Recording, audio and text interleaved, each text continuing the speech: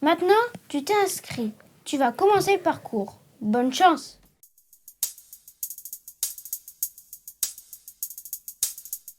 Mais en fait, l'air, qu'est-ce que c'est?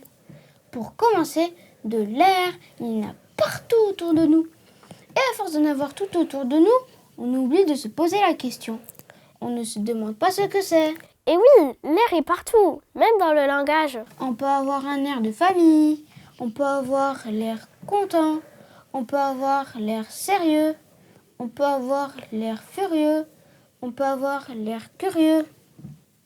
On peut dire des paroles en l'air comme ça a l'air de rien. Mais en fait, l'air, qu'est-ce que c'est vraiment? Ou plutôt, on va se demander comment le décrire. Le premier mystère de l'air, c'est qu'on ne le voit pas, il est invisible.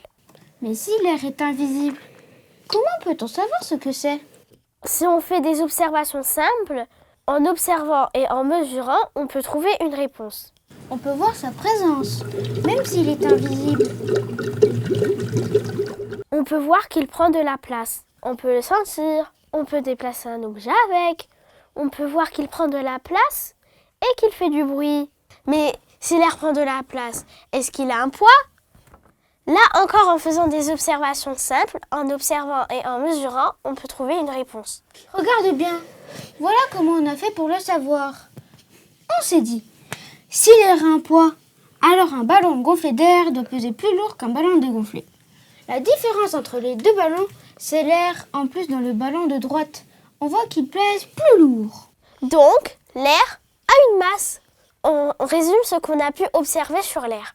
L'air est invisible, il a un volume et une masse, c'est un gaz. Mais alors, combien ça pèse l'air? Une bouteille d'1 litre remplie d'air pèse environ 1,3 g d'air de plus qu'une bouteille où il n'y a pas d'air du tout. Si on remplit 10 bouteilles, on aura alors 13 g d'air dans les bouteilles.